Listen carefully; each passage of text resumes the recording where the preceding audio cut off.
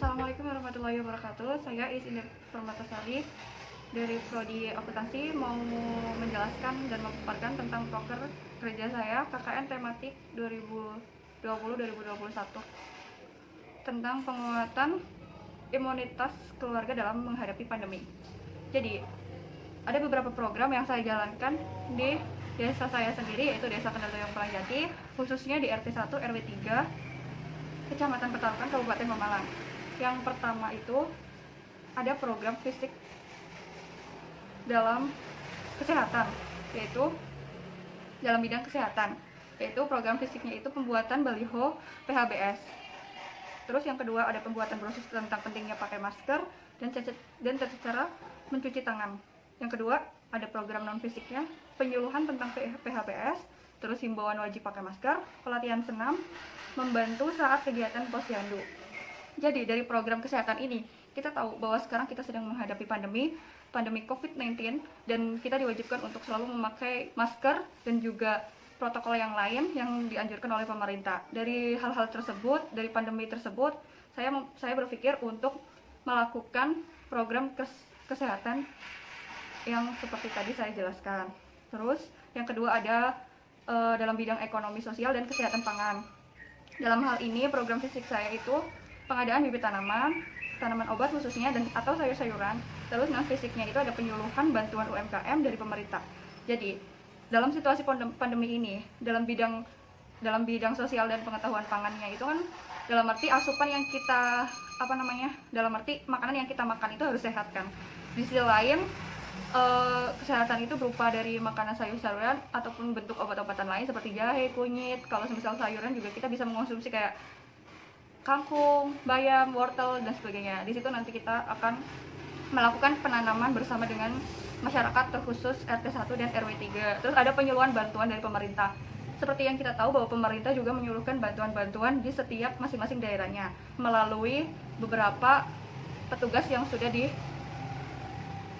oleh pemerintah itu sendiri. Nah, nanti tugas saya dalam program ini itu saya akan membantu mereka dalam penyuluhan yang akan diserahkan oleh pemerintah, yaitu bantuan UMKM contohnya. Terus yang kedua itu ada peduli lingkungan. Program fisik saya dalam peduli lingkungan ini yang pertama itu ada pengadaan tempat sampah organik dan non-organik. Program non fisiknya ada penyuluhan tentang peraturan dan kebijakan pemerintah daerah terkait kondisi pandemi. Jadi yang pertama, di masyarakat saya sendiri di sekitar rumah saya itu belum paham mengenai tentang sampah organik dan non-organik. Padahal di selain itu penting, apalagi pada saat situasi pandemi seperti sekarang. Dalam lingkup keluarga aja saya selalu menerapkan bahwa tidak dilarang atau tidak boleh membuang sampah sembarangan, apalagi sampah plastik. Dan di situ nanti saya akan bertugas dalam proker saya ini, saya akan menyuluhkan beberapa pengetahuan mengenai sampah terhadap masyarakat di terkhusus RT 1 dan RW 3 di sini. Terus yang non fisiknya tadi ada penyuluhan tentang peraturan dan kebijakan pemerintah daerah terkait kondisi pandemi. Jadi banyak banget penyuluhan pemerintah yang kadang masih belum dipahami oleh masyarakat sekitar sini. Karena apa? Keterbatasan dari sosial media mereka masing-masing, terkhusus untuk yang seumuran saya sendiri, terus apalagi untuk orang tua yang benar-benar awam dan belum dari pemerintah itu sendiri, kadang penyuluhannya itu ada waktu yang kurang tepat. Jadi salah satu dari mereka itu ada yang belum paham, bahkan tidak mengikuti penyuluhan tersebut. Nah, di sini proker saya ini, saya akan membantu pemerintah dalam menyuluhkan kebijakan pemerintah daerah terkait kondisi pandemi, seperti dalam menerapkan protokol kesehatan, terus peraturan-peraturan lainnya seperti menjaga jarak dan sebagainya. Itu nanti saya akan melakukan penyuluhan tersebut untuk membantu pemerintah dalam menghadapi situasi pandemi ini, terkhusus di lingkungan keluarga saya sendiri dulu. Yang keempat ada literasi hukum dan pendidikan. Nah, di sini yang paling menonjol dalam proker saya itu proker terakhir ini, yaitu menyediakan bimbel belajar dengan fasilitas free wifi. Dan juga program non fisiknya itu ada penyuluhan tentang peraturan dan kebijakan pemerintah daerah terkait kondisi pandemi. Kenapa kok saya melakukan bimbel? Dalam arti saya selalu berpikiran, kasihan ya yang anak-anak SD, SMP dan sebagainya, apalagi yang baru masuk, yang seperti kelas 1 SD, kelas 1 SMP, kelas 1 SMA. Itu saya berpikir bahwa bagaimana mereka bisa mengikuti pelajaran sementara mereka sendiri belum kenal apa itu SD sekolah dasar, apa itu SMP, apa itu SMA. Maksud saya adalah mungkin ketika mereka sudah kelas 2 itu mereka sudah mengetahui bagaimana pembelajaran di SD, SMP dan sebagainya. Nah, bagaimana cara untuk menghadapi situasi pandemi ini untuk bisa dengan semaksimal mungkin kita belajar dengan cara apapun. Nah, di sini saya memikirkan untuk mengadakan bimbel di daerah sini, yaitu terkhusus di RT 1 RW 3. Dan bimbel ini saya lakukan nanti di tingkat TK atau PAUD dan SD. Untuk program non fisiknya, itu kan tadi penyuluhan juga tentang pandemi ini. Terkhusus di keluarga saya juga akan menyampaikan terutama dalam bidang pendidikan, yaitu terhadap ponakan-ponakan saya, keluarga saya, semua adik-adik saya. Di sini saya akan memberikan penyuluhan mengenai tentang COVID. Saya lanjutkan kembali untuk identifikasi masalahnya.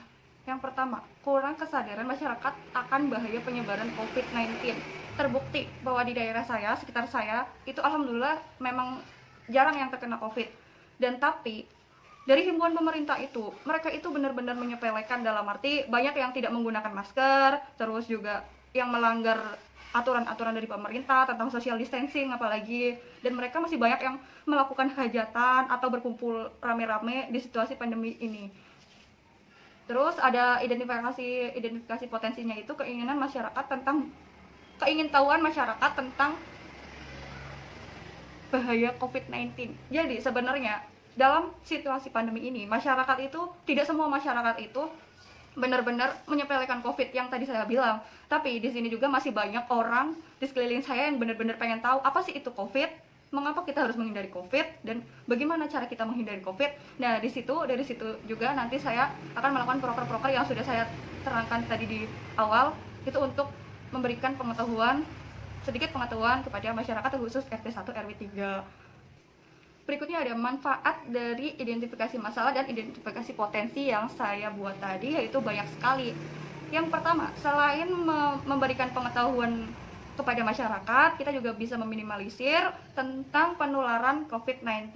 Terus masyarakat juga dapat mempraktikkan bagaimana cara mencegah penyebaran COVID dari pengetahuan yang saya berikan. Terus ada masyarakat dapat memahami tentang COVID dengan baik dan tepat. Dan yang terakhir, meningkatkan kesadaran masyarakat tentang PHBS. Di sisi lain juga, masyarakat bisa menghadapi pandemi ini dengan sebaik mungkin, terutama di lingkungan atau di lingkup keluarga mereka sendiri. Nah, nanti di sini saya bertugas untuk memberikan penyuluhan dan juga mempraktekkan langsung bagaimana kita untuk menghadapi pandemi ini, terutama di imunitas keluarganya mereka masing-masing itu sendiri. Terus yang kedua, ada identifikasi masalahnya, yaitu menurunnya pendapatan masyarakat di masa pandemi. Terbukti, saya sendiri aja merasakan dampak dari COVID-19 ini. Di keluarga saya ada usaha roti, dan di situ itu benar-benar kena dampak banget dari COVID-19 ini. Dari menurunnya pendapatan, dari pengurangan jumlah karyawan, itu sangat berdampak sekali. Terus ada banyaknya penjual yang kurang optimal dalam menerapkan strategi penjualan. Jadi banyak juga mereka penjual-penjual awam sosial media yang benar-benar tidak tahu bagaimana cara melakukan penjualan di masa pandemi ini. Nah, di situ juga saya terkuat hatinya untuk melakukan penyuluhan dan sedikit memberikan pengetahuan tentang bagaimana penjualan di masa pandemi seperti sekarang.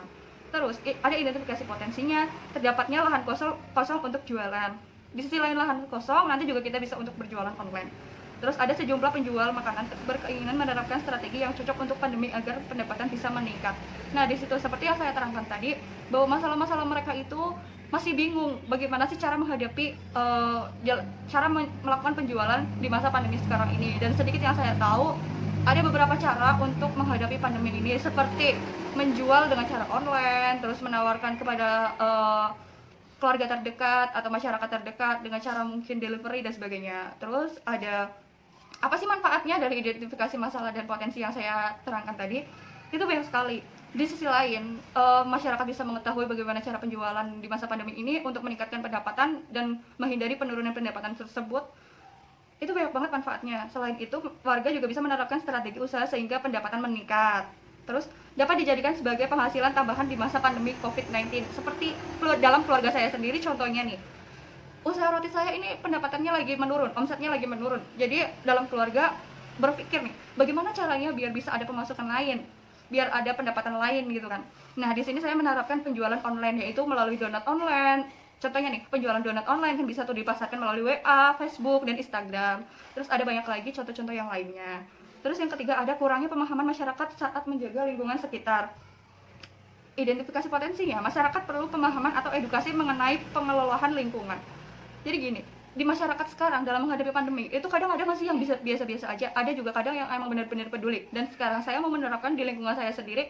Saya mau mengajak dalam proker saya yaitu kerjasama dalam bidang apa? Pembersihan lingkungan, nanti terkhusus di keluarga saya sendiri dulu.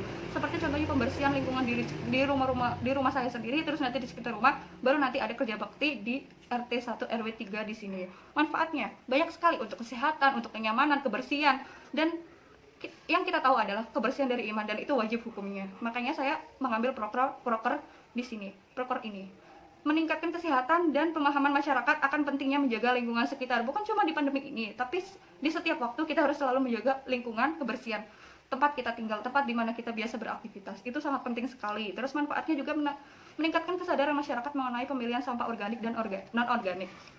Jadi banyak banget masyarakat yang kurang tahu tentang sampah organik dan organik itu apa. Nah, nanti di sini insya Allah masyarakat juga bisa menikmati atau merasakan manfaatnya dari insya Allah dari yang saya jelaskan. Terus yang keempat, identifikasi masalahnya itu ada minimnya pengetahuan dan fasilitas pembelajaran daring. Terus yang kedua, identifikasi potensinya itu banyak siswa yang ingin tahu mengikuti pelajaran daring secara tepat waktu dan benar. Jadi kadang saya sendiri aja kurang bisa dalam mengikuti kegiatan daring. Jadi wajar kalau misal anak-anak di usia atau di tingkat TK, PAUD atau SD atau SMP itu susah dalam mengikuti kegiatan daring. Di sisi lain juga fasilitasnya juga kurang. Mungkin ada salah satu mereka yang tidak mempunyai HP karena dianggap orang tuanya masih terlalu dini untuk memainkan handphone atau dan sebagainya, atau mungkin kekurangan ekonomi, mohon maaf. Terus ada banyak hal lain. Nah, di sini nanti saya akan melakukan pembelajaran bimbel yang dilakukan secara langsung tapi tetap menggunakan protokol kesehatan. Dan juga kurangnya pengetahuan tentang daring. Iyalah, jelas mereka kan masih SD, masih SMA, SMP. Apalagi yang masih TK itu kan belum tahu apa-apa tentang daring. Apa sih itu daring? Pembelajaran online itu apa kan? Apalagi mereka yang emang benar-benar belum pernah megang HP dan sebagainya, atau mungkin apa itu kan banyak banget yang belum tahu kan. Nah, nanti di sini proker saya itu saya akan memberikan sedikit pengetahuan tentang apa itu daring, bagaimana belajar di rumah, di lingkungan keluarga mereka sendiri, apalagi itu tentang belajar di rumah yang mengerjakan PR itu kadang dibantu oleh orang tuanya, dan sementara orang tuanya sendiri juga, mohon maaf, pendidikannya juga tingkat yang mungkin udah lupa dan sebagainya, atau banyak pekerjaan. Nah, itu nanti saya akan melakukan proker yang insya Allah bisa membantu masyarakat di RT 1 RW 3 terkhusus untuk mengetahui bagaimana daring dan pembelajaran di masa pandemi ini, terkhusus pembelajaran di lingkungan keluarga mereka sendiri terhadap anak-anak mereka sendiri. Itu manfaatnya jelas banget. Mereka jadi tahu bagaimana kita cara menghadapi belajar. Jadi nggak yang pandemi nggak sekolah, libur enak nggak belajar dan sebagainya. Itu insya Allah nanti bisa hilang pemikiran-pemikiran seperti itu. Manfaat yang lainnya meningkatkan pengetahuan terhadap siswa dan mempermudah siswa untuk mengikuti pembelajaran daring. Jadi di proker saya ini saya pengen meningkatkan semangat terkhusus untuk siswa-siswi, terutama nanti insya Allah anak didik saya ataupun nanti siswa-siswi di lingkungan sekitar rumah saya yang saya melakukan KKN ini, bisa mengetahui bagaimana cara menghadapi pandemi COVID-19 ini, sebagaimana mereka adalah seorang pelajar yang baik dan pintar. Terima kasih, sekian dari semua proker saya. Mudah-mudahan semuanya dikasih lancar dan bermanfaat, terkhusus untuk RT 1 dan RW 3 dan semua yang menonton di sini, teman-teman saya dan semuanya. Semoga bermanfaat. Terima kasih. Wassalamualaikum warahmatullahi wabarakatuh.